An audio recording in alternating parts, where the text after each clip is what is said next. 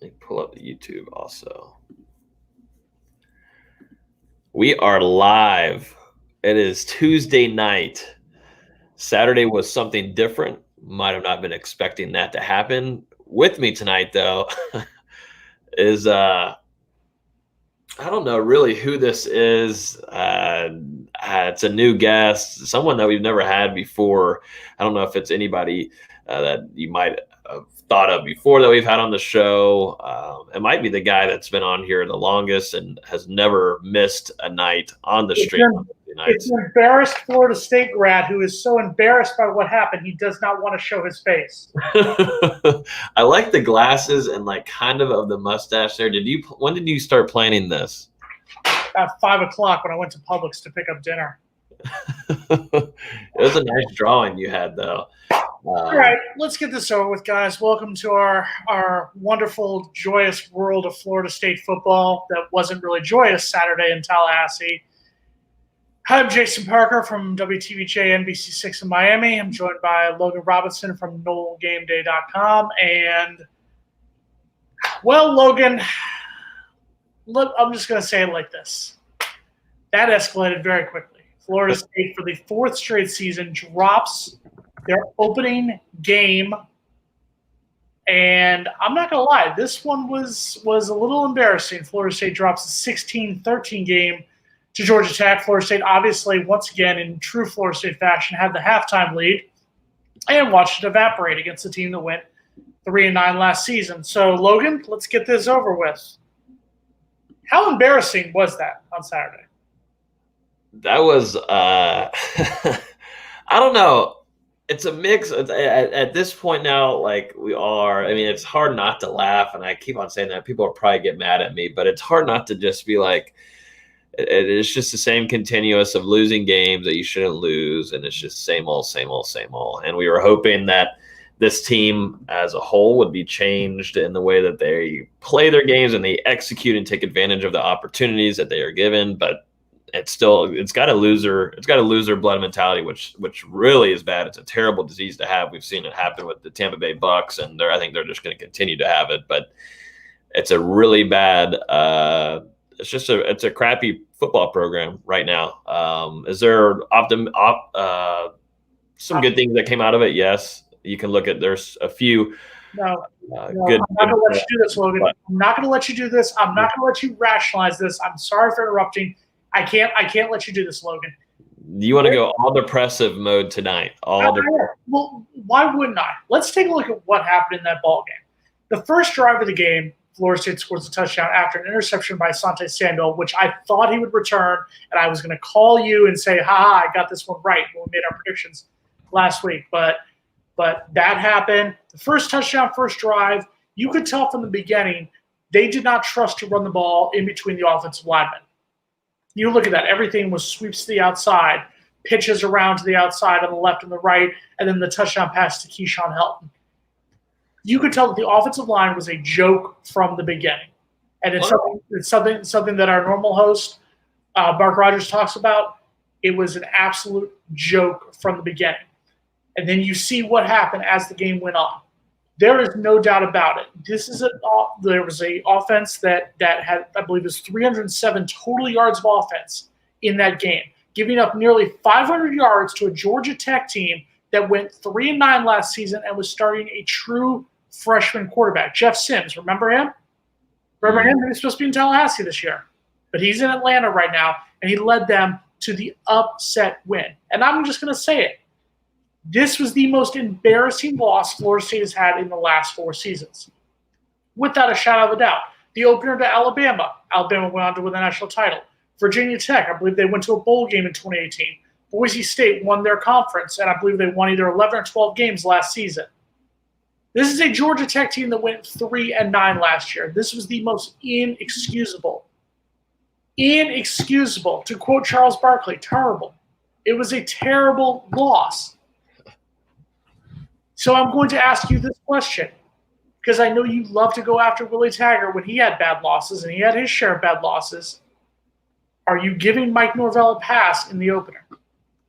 I think it was definitely most certainly a bad loss. The talent isn't even close between both teams. Mm-hmm. I thought the blocking wasn't god awful. I think there was plenty of times where James Blackman had all the time in the world to make a throw. I could have made a throw, you could have made a throw, but he wasn't taking his chances. Which is the rarest thing ever because James Blackman is usually the one that will go ahead and throw the ball. But there was plenty of times he had nice protection in a good amount of the game, but he didn't take advantage of it. Whenever you lose linemen left and right, obviously that becomes a big concern. But you've got guys out there. We've heard enough about Warren Thompson. I've talked about it way too much, but he has a great fall, has a great spring. He has a great practice. He even looks great while he's walking down the road to go pick up a pub sub at Publix. But when it comes out to the game, it doesn't do it. I mean, he had one nice, decent grab, but the rest of the game, whenever you need him there for third and long and to make a conversion and probably have a potential to score and a certain part of the game, not there for you. Time to move on from that. Time to move on from Thompson. Armwood kids just never develop in Tallahassee. But I think obviously it just is a terrible way to start the Norvell era. I mean, it just doesn't get any worse. I mean, Florida State will continue to lose season openers. I don't know what it is. Do I think Georgia Tech has gotten better than last year? Most certainly, yes. But was Jeff Sims some spectacular quarterback? Hell no. Hell no. That was disappointing by the defensive line not to do their job. Marvin Wilson wasn't there. Corey Durden wasn't there. Just nobody was there. I mean, Robert Cooper probably had the best game as a defensive lineman. I thought Janarius Robinson was solid, but Marvin Wilson, Durden wasn't there. I don't know where they were. I don't know if they went ahead and dipped to the league. You tell me. Someone let me know. Because did we see them on Sunday night or Sunday at some point? Because I didn't know if they were Saturday. We'll get to defense in a moment. Let's talk about that offense first. Obviously, James Blackman, we've talked about him for the past couple of weeks, how this was his chance to come out and get a big game against what I would say, and with all due respect to Georgia Tech coming into the game, would have been considered an inferior opponent. 23 for 43 for 198 yards. One touchdown, one pick. I'm going to ask the question. Obviously, Jordan Travis came in later in the game, and he ran the ball. He threw one attempted pass and missed it. Is it already time to bench James Blackman, or does he get another chance against Miami?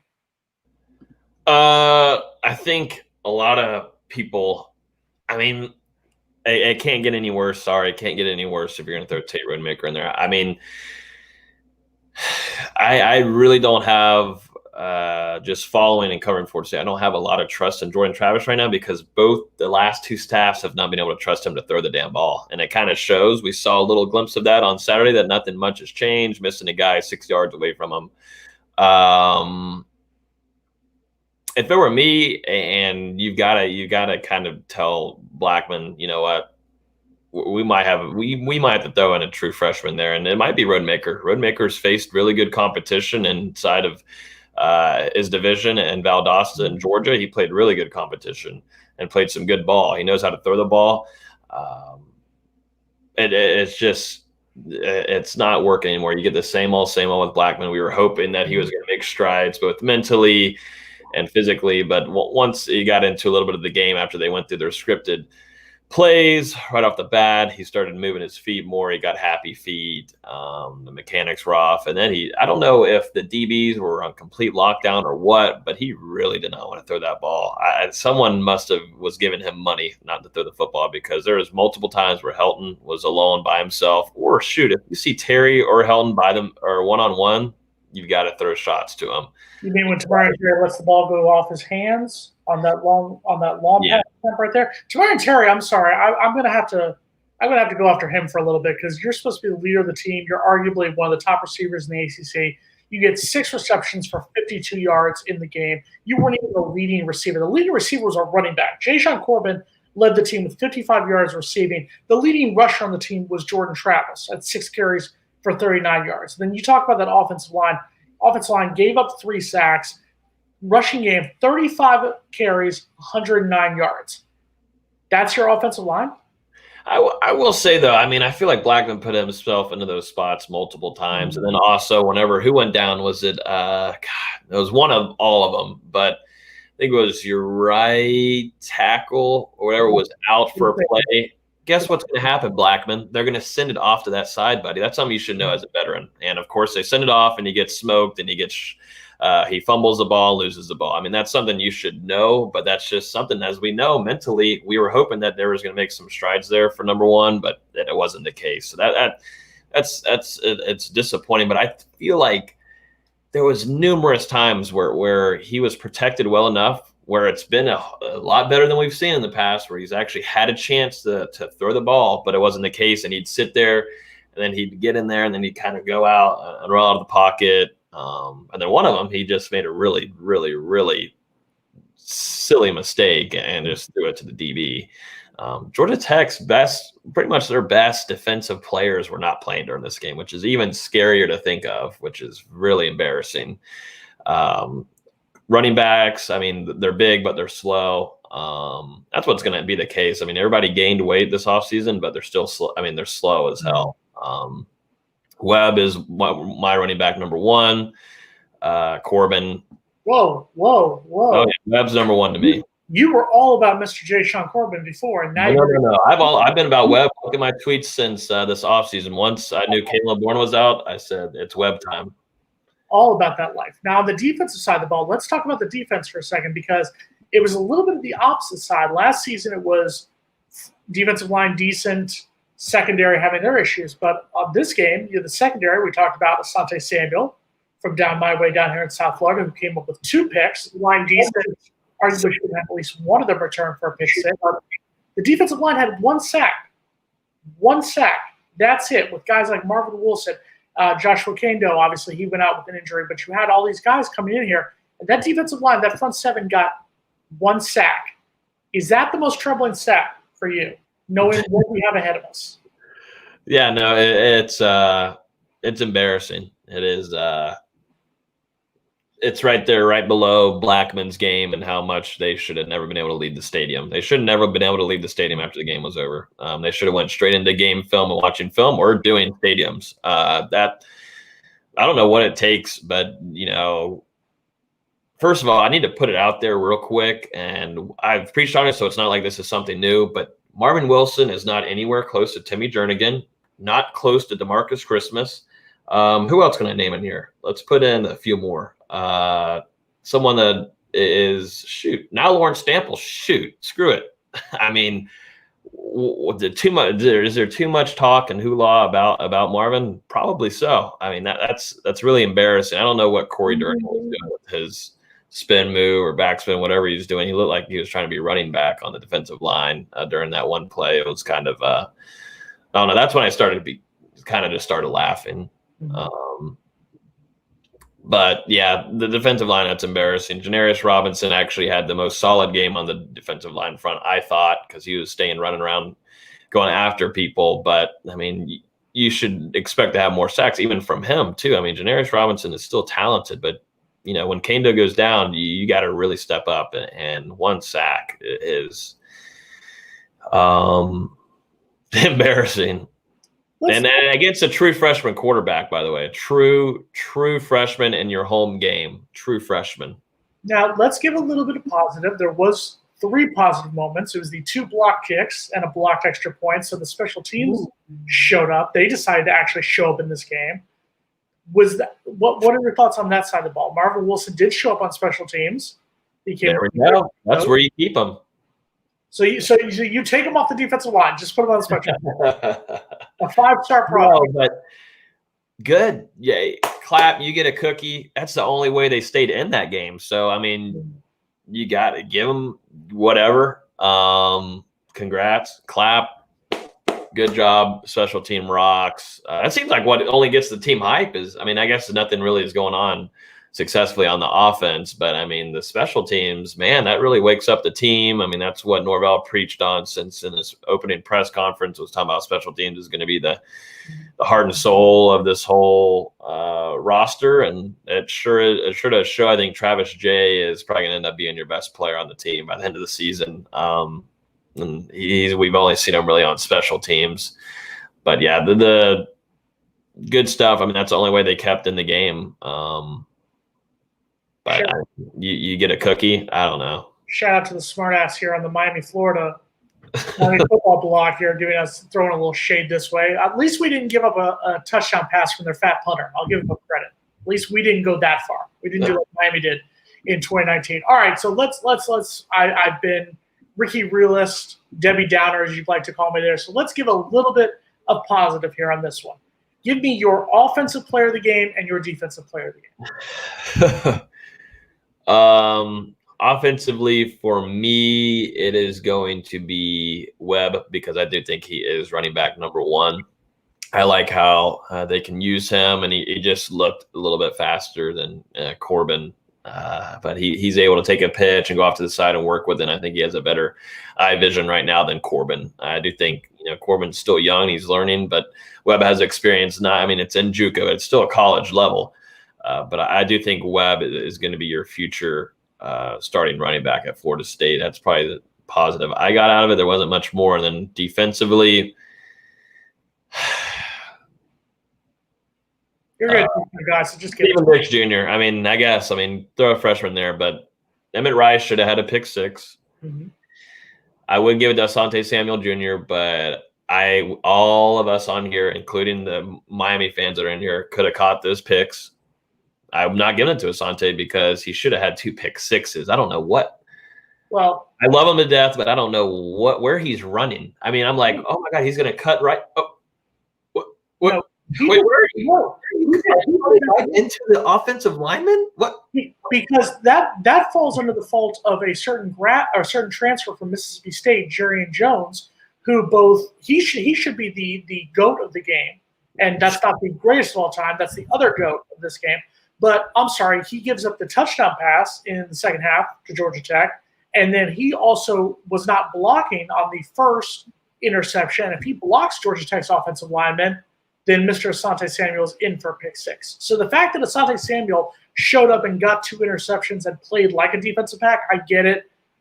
Jeff Sims threw ducks on that one. I understand it. But in the past, Asante Samuel wouldn't have even thought about catching this. So I'm going to give Asante Samuel Jr.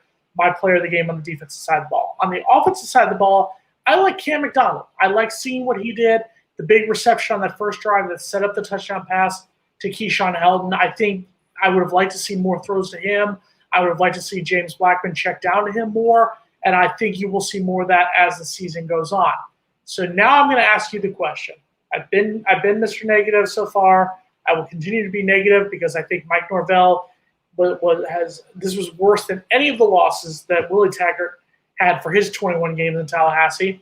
So I'm going to say to you right now, talk me out of my funk. Give me confidence why Florida State can turn around and make this season manageable. Or have we hit the bottom losing to a Georgia Tech team that was 3-9 last season? I hope Saturday was rock bottom. I hope that was rock bottom. Obviously, there is going to have to be some kind of quarterback change no matter what, which really sucks because you'd like to keep one quarterback in there and kind of create some rhythm and whatnot. But I wouldn't be surprised if you see Roadmaker getting first-team reps in practices because he's got to start getting some experience or Blackman's going to be pulled out. The sucky thing is you go into a bye week and then you face the Miami Hurricanes in their house and they got a quarterback that can run around a little bit, and Florida State can't even handle the true freshman. That was Jeff Sims. Not that he was spectacular, like I said, but just couldn't take care of the little things, and he was just taking what was given to him as a young quarterback. And Georgia Tech coached a nice game for him to be settled in and face against Florida State. And their offensive line saved the day too for him. But I don't know. I think it's not going to be a great. I don't think Florida State is going to. Come on, I need you to be Mr. Confidence here because I'm sitting here. I know that I'll be in Hard Rock Stadium on September 26th. I'm worried right now at this point as a Florida State alum that I'm going to go watch my team fall to 0-2 for the second time in the last 4 seasons. That being said, we've all seen what can happen in this rivalry. There's been times Florida State's beat Miami when they've had no business doing that. There's been times Miami's beaten Florida State when they have no business doing that. So just focusing on this, we've got the bye week. Should Florida State fans have any confidence when they come to the 305 in 2 weeks? I think there should be some kind of confidence. I do think there were players in that game on Saturday that were given a chance to make plays where that score shouldn't have even been close. Emmett Rice should have had a pick six. Terry should have had 6 points. There was multiple chances for guys to make plays. Like Warren Thompson should have caught a big time third down pass, but couldn't do it, couldn't hold it in, and then he gets back up and talks crap, which I don't want to even talk about Thompson anymore. Shouldn't see the field. Damn. The score shouldn't be close. Yeah, no, he shouldn't. Just kicked him off the team. Damn. Keyshawn Helton, where Keyshawn Helton had 1 catch in the game. He had 1 catch for. I mean, it should be against the law. Should be against the law. It should be someone should be put in handcuffs. I don't know. Because that's against the law. And I was at the game. I saw Helton wide open twice. Twice for 6. Yeah. I mean, I don't know. I'm kind of thinking that I might walk on somewhere. I think I might walk on soon. I don't know. You guys let me know in the chat if I should walk on, because if I'm able to see that, and I know that I'm in the stadium, blah, blah, blah, but like, you watch film, you study this for hours and hours. It doesn't make sense to me. And I don't know. And let me ask you a question. Were you one of the idiots not wearing a mask? I had my mask on. Okay, you did. Congratulations. Thank you, Logan, for following proper responsibility, unlike a lot of the other drunk idiots who were in there that we got killed about. I'm sure whenever you're in that game in the Hard Rock Stadium, you're going to see a good amount without masks. You will, with 13,000 people, which there's still tickets available, by the way, which I find hilarious. So there's still tickets available for the Florida State-Miami game. That's where this rivalry has fallen right now. That we're a week and a half away, and you can still get tickets to that game. So, obviously, here's what bothered me. And you know, I understand that you've taken shots at our former head coach, Willie Taggart. No. Before. I think it was mostly just to get under my skin. It worked. I get it. I understand it. Here's my question to you. There's been a lot of Florida State fans who have said, I like the energy. I like what I saw. I like what I saw from this game. Florida State went from scoring 31 points against a Boise State team to scoring 13 against a Georgia Tech team. More penalties this year than last year. Why should I have any confidence right now in Mike Norvell? I thought, like I said, he put guys into situations where they were not making plays. I mean, it's about as easy as it gets. Your leading receiver, your star that should be in the NFL right now, it stays another year, can't catch 6 points there. Warren Thompson should have a catch. Emmett Rice should have a pick six. Asante Samuel should have brought back 2 touchdowns. I mean, guys were put into positions to make plays. Your defensive line should have been doing way better than it should. But I do like the demeanor better than what Taggart had. Taggart looked like he was in complete shock numerous times. I do like that Mike Norvell would go over to actually Blackman and actually not be so sweet with them and actually say, what's going on? Looking at it. I mean, I do think though he was a little shocked about how Blackman played. I think that he was surprised, and he thought that their coaching would help him definitely into certain scenarios where he needs to face adversity. But he kind of had a wake up call too. You know, it's not just like the bowl game; it's also in Doak Campbell Stadium in Tallahassee. Blackman will do the same thing over and over again. And he kind of was a little shocked. And I saw him after Blackman missed a throw. I mean, he was on the sideline just like, oh, I need to probably make some changes. So I do think there's some optimism where the offensive line looked actually like a unit. I don't think it was god-awful. And I do think there are playmakers. And I do think the defense, if they can wake up, hopefully Marvin Wilson saw what, like, he decides to come back and play. But there is some optimism there because there's too much talent.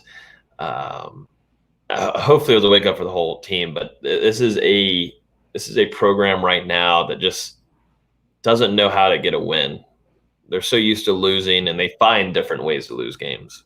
And that's just the state of the program at the moment. And then obviously the state of the program took another turn because there have been 2 players who decided that they wanted to peace out. With the news today, obviously, DJ Matthews, Isaiah Bolden, both are entering the transfer portal. What do you know about that? DJ's been out for over a week now. and that's been something that is no shocker to anybody. He's got a child to take care of, and it seems like he and Mike Norvell, after the whole COVID-19 thing going on with Warren Thompson, and they went public together and held each other's hand and decided to go public, and then that all got shot down, not only by really administration, but also their teammates, which was kind of embarrassing. Warren decided he wants to play, respect, and then DJ wants to bounce. So that's no shock there. And then this one with Bolden, I mean, he just recently had a position change. He knows that he probably isn't going to get enough PT. I'd say stay a little bit longer. I mean, like I said, Warren Thompson, if he's not going to execute his abilities and take advantage of the opportunities where he's always wanted to have catches, but he doesn't make them and he complains about it. Bolden, sorry, you might be able to get a chance, but it seems like he doesn't want to do that, and he's going to dip out of here. Also a Taggart guy. So why would you enter the transfer portal? Here's my question to you. Why would you enter the transfer portal after game one? You still have an entire season to go. You're in a time period right now where there's not a lot of schools playing. FCS isn't playing. There's a lot of FBS conferences who aren't playing right now. Where are you going to go? If you're DJ Matthews, what options do you have out there right now at this moment?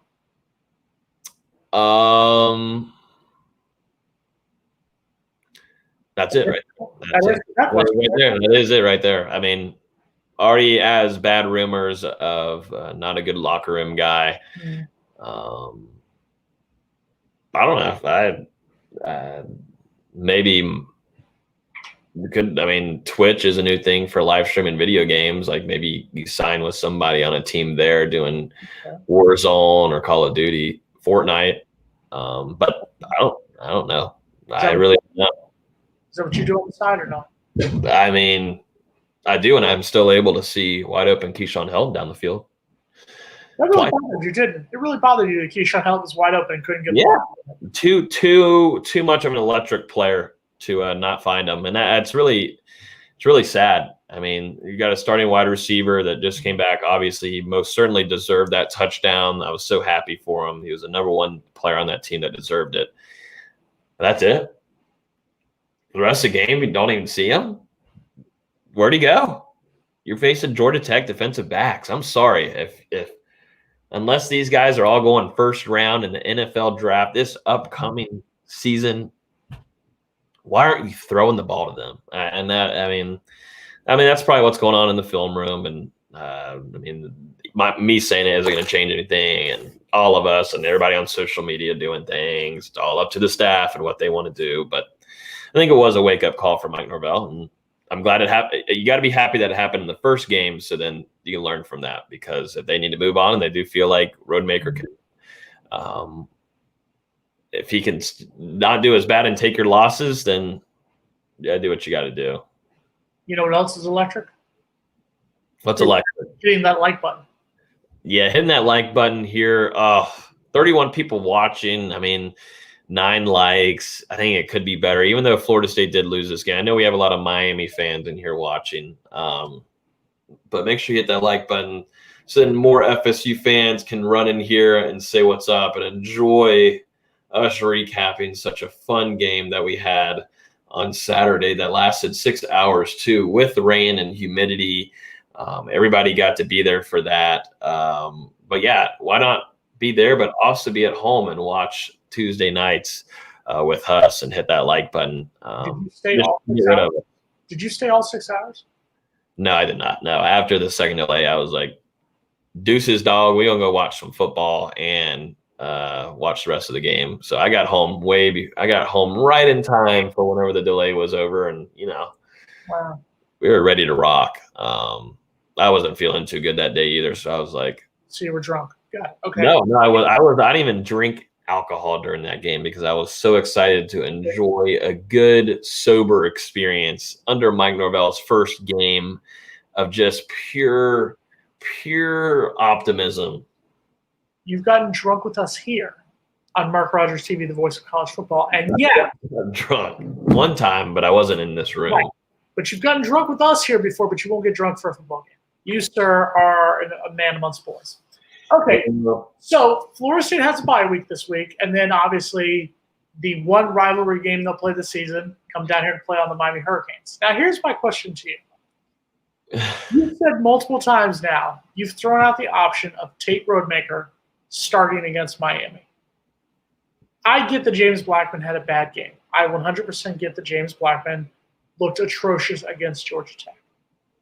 Do you really legitimately, and I know there's plenty of Miami fans here who say no matter what, Miami's going to kill us, whatever. That's fine.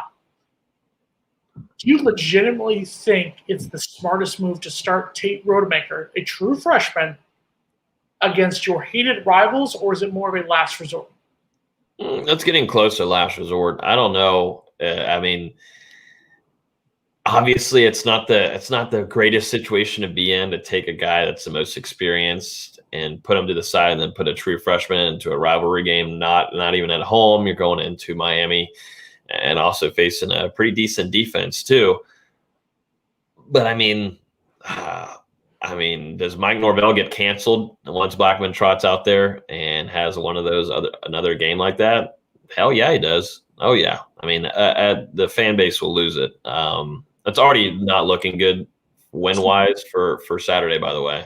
Did you really just say what I think you just said? Did you just say that Florida State could legitimately get rid of Mike Norvell if they lose to Miami? I didn't say get rid of, but he would be canceled all over social media. I mean, he would get shot. I mean, he's already getting shot down. People are saying all over Facebook and Twitter that if Blackman starts, then I'm done with Mike Norvell, blah, blah, blah, blah, blah. I mean, you don't really have any other options. I mean, obviously, if Trevor Purdy was completely healthy, then I wouldn't be shocked to see Purdy out there against Miami. But it is what it is. I mean, he's not ready to go. From what I've heard, he doesn't know whenever he's ready, but he will be playing this season, which is some optimism. But he's not going to be ready for Miami unless we've been lied to and Norvell's lying to everybody. It just doesn't look to be that case. And we've heard, during camp that Rodemaker is definitely not ready to start a game. Whenever camp began and Purdy was ahead of him, but I don't know. Purdy hasn't had a lot of playing time whatsoever, even during practice. He's had to sit out a few weeks, and then also whenever he hurt himself, he's been out for a good while. He hasn't had a lot of PT with the ones whatsoever. So it's just a crappy situation. I mean, keeping Blackman out there against Miami is something that, if I'm a coach, I would like that if he just did not have a game like he did. I think he was averaging 4.6 yards per throw. Yeah, 4.6, 4.8. Yeah. That's now let's take a look at Miami. Let's take a look at Miami for a second. Obviously, next weekend we'll talk a lot more about Miami leading up to that game. Hopefully, we can get Cam Underwood in here, talk to him about this. Yeah. Well, Miami came out in their first game. They beat UAB 31-14. They kind of struggled early on. Their running game ran for over 300 yards in that ball game. Now, they head up to Louisville this week. It's the first time they've been ranked since 2018. They head up to play a ranked Louisville team. It's the primetime college game day moment right there. Do you think that will help Florida State at all, that they are going to be going up? And I'll admit it, I think Miami wins the game. But do you think it's going to help Florida State that they're going to go up, play a tough Louisville team who we remember last season, Louisville, when they're losing, they get a little angry and they get a little chippy and they can play a little dirty. Do you think that will help out Florida State if Louisville kind of does the Louisville that we know and love so much? Well, I don't ever want to say that would suck. They'll never want that to happen whatsoever. I mean, that's just like the sissy way out. I want Miami to be fully healthy, ready to rock. That's how it always should be. That's what any coach will say. I mean, I want Miami to be full force, ready to go. I want Derek King to be beautifully full send on next Saturday night at 7:30 primetime ABC. The logo does hold weight, doesn't it? I mean, Florida State is on its last breath and still gets a 7:30 ABC slot with hold on. with Kirk Herbstreit and what's his name? Fowler will be there. Isn't that crazy? And I say this as an NBC employee of NBC Universal. I'm going to say this, but what other option was there? There was, yeah, the SEC, Miami football here with Mark Rogers is pointing out here. The SEC has a contract with ESPN, but not with ABC. There's no Big Ten. There's no Pac-12. The only other option, I believe, was West Virginia, Oklahoma State. So that's why Florida State Miami is the primetime game. But you know what? We will take it on that case right there. Yeah. On the injury side of the ball, we've talked about this. Joshua Kando, he went out with an injury early on against Georgia Tech. Handsome Nasruddin did not play in the game. Will they be available for Miami? Kando is a mix of, I think, week to week rather than day to day. I don't know what Mike Norvell said today, but I heard last night that not a severe injury, a little dinged up, yes, but he will come back this season. I don't know how early that will be, but I think it's more week to week. We'll see if he'll be ready for Miami, but right now I'm not feeling it.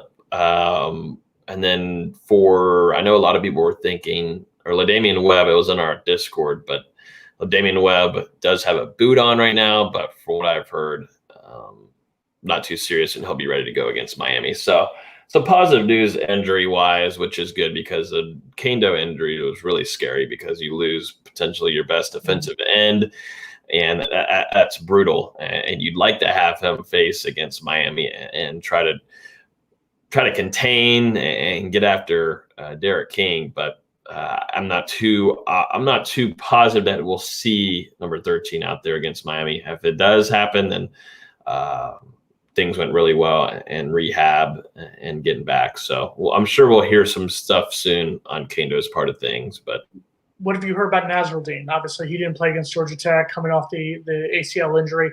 Is there a chance we can see him against Miami on the 26th? Yep, I think you'll most certainly see. I would say number 23, but now he's number 5. I do think that you will see Handsome Nasruddin out there. So that will hopefully maybe help the defense a little bit, but I don't think just him coming back is going to help anything. There's a lot more stuff they got to do more mentally and preparation for Miami. But just bringing back Handsome Nasruddin is not going to save everything. I know he is most certainly probably going to lead tackles no matter what. He just finds a way to get to the ball, but you can get as many tackles as you want. You guys have got to be put in the right space, and he can't cover the whole team, the whole field. Against a running quarterback like Derek King, against Cameron Harris, who had a big running game for Miami, you want to have as many players on the defense as you possibly can get. So here's another question I have for you, and we'll talk about this obviously as the week goes on here. 2020 has been a crazy season so far. We've already had schedule changes. We've had games canceled. Players have opted out, not just from Florida State, but all over the place. Do you think whatever happens this season, do you think Mike Norvell, and I don't think he should, because for all the talk we've talked about how great this guy was going to be, do you think he gets a pass for whatever happens in 2020?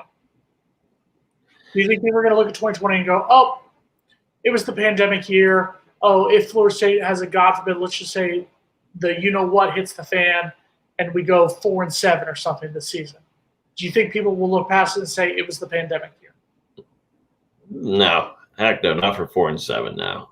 Not at all. I don't even think 5-6 is even a pass giver. I mean, obviously it's really tough for first year coaches coming in, just that alone, but also this whole thing going on with COVID-19, not even having a spring to go off of.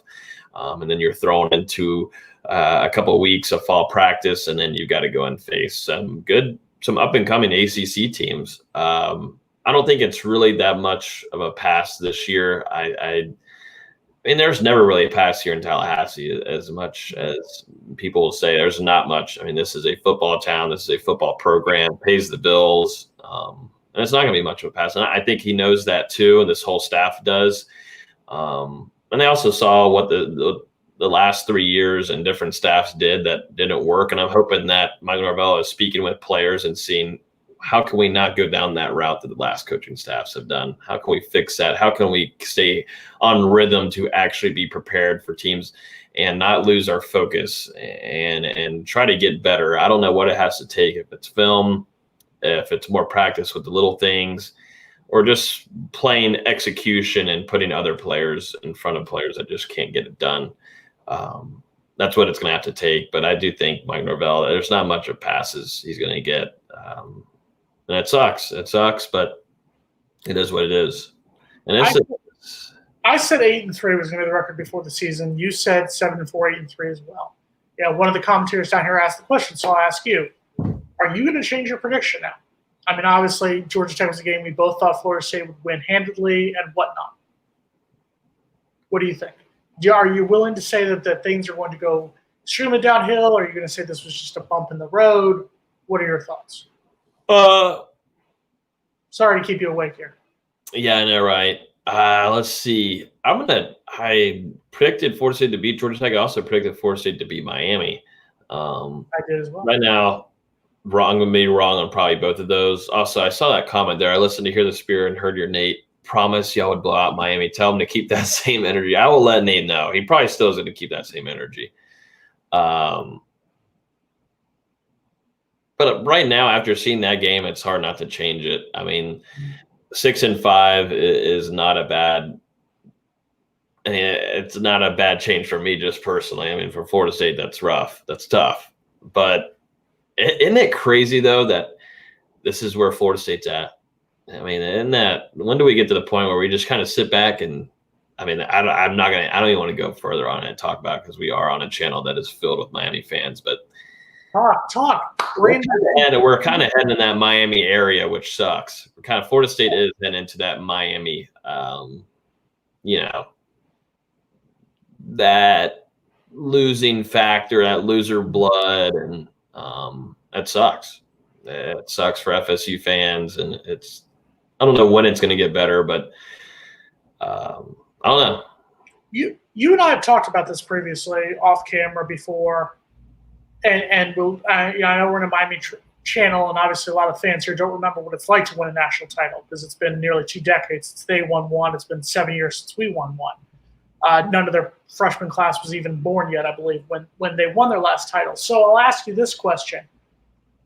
Do you think we built into, or do you think we went into this mindset once we won that national title that we were in Alabama, that we were – the LSU, that we were this big program when, let's be honest, that was a great team in 2013 that won a national title, when all televisions were HD and, whatnot. But do you think we rose too soon to the occasion? Oh, yeah. I mean, the whole program, not only the football team, but the administration and head people and media relations already thought they were on Alabama's level after that game. And probably Jimbo was telling them that they were going to stay at that area for a good while, and well, it didn't happen, and they thought that they were going to be just full of it, and they weren't going to have to really compete with Clemson, and they kind of hit a whole 180, and they got smacked in the face. And look at them now, struggling for money, struggling for wins, struggling for a product on the field, struggling for a quarterback play. I mean, all the top things that you need to have a successful program is not there at Florida State right now. Do I think that there's a coach that has the right mind and can take care of growing the program, and he's kind of settled in place, but he had a big wake-up call on Saturday? Yes. But Florida State was ready to be the next Alabama on January 7th of 2014. So just not good preparing as a program all the way around. All right, talk me down off the ledge. We've talked here, and we've talked about how it's game one. It's a weird season. You had a lot of upsets. Kansas State lost to Arkansas State. Louisiana Lafayette went up and beat Ohio State. Beat a ranked team and whatnot. Talk me down off the ledge. Tell me why I should not worry about what I would say is the worst loss since 2015 for Florida State. If you can, talk me down off the ledge, or if you want me to jump, just let me know. If Florida State had a young, healthy quarterback that is ready to go right into the fire, yes. I mean, Tate does a little bit. Chuba's hurt. There was better quarterback play. Yes, but I'm really nervous because Blackman didn't see much of a change whatsoever. The scariest part is his mental didn't change. But the defense, I mean, I don't know what else to say. I mean, the defense is there. The defense is there, and obviously they're out there on the field every 30 seconds, so that doesn't help them and their stamina. But shoot, sorry, you got to kind of be used to that by now. So shoot, what kind of more conditioning do you need? But yeah, there's positives, and there's Asante Samuel Jr., who I think is going to be one of the top corners, which I said this whole offseason, and it's going to be true. But he's going to be one of the top corners in the ACC. He's going to go to the league. Jarian Jones, if he can get his stuff together, he'll be good to roll. I'm ready to see Dotson out there. I'm ready to see Hamza Nasruddin back there. Time to take out some old meat and put in some younger linebackers. It's time. Amari Gaynor looks solid. So the defense should be all right. Just kind of got to wake up your full force, your monster, Marvin Wilson. Got to wake up Corey Durden and tell him, hey, buddy, you ain't going to get paid. I know you stayed, but you ain't going to get paid either way. If we don't even know, I didn't even know he played on Saturday. I really didn't until I saw his backspin. That's what sucks. I didn't see him until he did his backspin. I was watching it from here, and I'm like, what? Man, I'm like, oh, maybe Odell's fault. I don't know. But, okay. Yeah. So here's the question for you. When does Florida State get their first win of the season? I'm putting you on the spot right now. Jacksonville State and a nail biter. I'm just kidding. We're having 2009 all over again. We lose to Miami, barely beat Jacksonville State. That's what you think? Well, it's going to kind of be like a spring game because there's probably going to be me and about 100. Well, me and the Marching Chiefs will be there. I will go and say that because starting off the season 0-2, COVID-19, and it's Jacksonville State. You're not going to see anybody there, but I'm not sold we lose to Miami. And you could say that I'm the bias. I get it. I understand it. Mm-hmm. I'm just not sold. I'm not sold on what Miami, and I do legitimately think that Miami is going to come in a little bit beat up from the Louisville game. I think Louisville is going to play a little bit dirty and is going to beat up Miami a little bit. Now, off the field, obviously, Florida State was around 17,000 fans were in the stands. One of them is our own Logan Robinson here from No Game Day.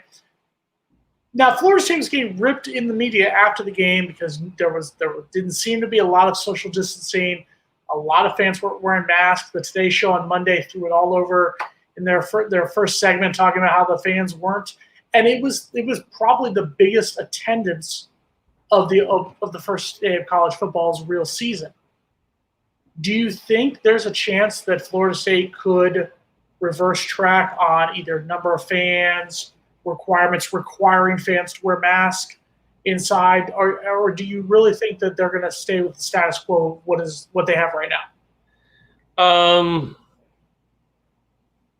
I don't know. I'm possibly, but it looked like everybody was fine. I mean, obviously the cases have gone up, but that's expected. I mean, I remember walking out of the stadium and kids are partying and going crazy and whatnot. And there was probably at least 300 kids in the same 2 blocks right there going nuts. Idiots. Call them their term. Yeah. Dingbats. I mean, it'll probably potentially change. I don't know. To me, honestly, Florida right now, it's probably not going to change. So I'll be there no matter what. People have paid. They're going to be there. And I wore my mask. I took it off for drinking my food. And if I'm sitting in my seats, and it was very nice and separated, definitely in the Champions Club, it was separated from a lot of people. It did look like a packed house though in Doak. It looked kind of packed. Hold on. Did you just drop the Champions Club? Did you really just drop that? Yeah, it was nice up in the Champions Club. I mean, a little sip, a little bit of food, here and there. Jason is completely frozen, everybody. We are losing Jason live on the show. Wait, he's coming back. There he is now. He's back. Okay. So here we are. We have a few minutes left here. So we're going to do something special here since it's you and me. Mark's not here. James is not here. The inmates are running the asylum. We're going to take a moment. I want you to make fun of the Miami Hurricanes. Go ahead. Take your shots at the Miami Hurricanes. Go ahead. That's what you got for us here. I will say, though, if Florida State is going to have a chance against Miami, they have to have a competent quarterback. For Florida State's best chances for that is going to have to be Blackman. I know it's crazy to say that after we've been ripping the whole time, but I think people understand that that is your most experienced guy. He has faced Miami. He has faced a road game in college. I mean, I know we're not really talking about Jordan Travis either, but he doesn't. He's not a throwing quarterback. You're not a pro style quarterback. The only reason Jordan Travis saw that field on Saturday is because they were in desperate mode. Hit every button you can mode. That's why Jordan Travis was there. It's not like he was going to be starting for the rest of that game. They were in complete panic mode. They had to find some kind of momentum. So that's why Jordan Travis was out there, just to kind of clear that out, to get that out of the way. But I wouldn't be surprised if you do see Blackman out there. And if he can play a competent game and just do his thing to kind of hold on Florida State for a few more weeks until Purdy's allowed to go in there and fully healthy, then you will have actually a pretty decent game, because there were guys that were open. There were guys that made drop balls that lost points. It's Marion Terry. And if the defense will wake up and they can get after King in some way, if they have good linebackers come in. But there is optimism for FSU, more than we've been talking about for the last hour, and it's just definitely it's a disappointing season opener loss that you weren't hoping to see. Definitely against Georgia Tech, who did not play a great game either, and quarterback was doing freshman things, and they didn't take advantage of it. Let's give Georgia Tech credit. They had that 480 plus yards of offense. They did their job. They came in, they got the win. They did just like what they did to Miami last year. And I said this, that this could possibly happen, and it did. It was what happened when you don't take teams seriously. I do agree with you. I think James Blackman will start against Miami. I think he's the best option there is. I think you just have to possibly, if it's about to hit the fan, be ready to pull the trigger a lot quicker.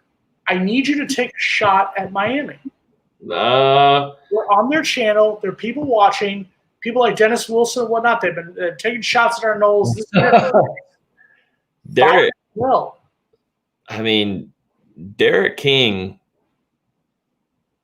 is about as short as we're going with height. The Pop Warner quarterback. I don't know. I mean, I can't really say too much. I can't really take too much shots. They're 1-0. Florida State is 0-1. I mean, the biggest shot I'll say is that they're not going to have any fans there, even if they allowed free tickets for everybody to come in there. I mean, nobody's going to be there no matter what. Let's see, what else do you have any shots on your? I mean, I just think I would just point out the fact that they haven't been a relevant program since the 2002 season, when they lost to Ohio State on a call that showed their cheating in immoral ways of a pass interference call against Ohio State in the Fiesta Bowl. So they lost that game. But ever since then, they've really just gone straight to hell. So that would be my shot at the Miami Hurricanes. The fact that this freshman class were infants, were not even born yet when Miami last won a title. I mean, were you born 2001? I think you were. 1997. Yeah, I was a senior in high school. So yeah, so I get it. So I think Miami fans, they think they're relevant. They're not. But it's cool. It's cool. If you guys let you have your moment, you think you're relevant, you beat UAB, congratulations, you have a better record than us. Yeah. Before we go, Logan. I don't have much really to say.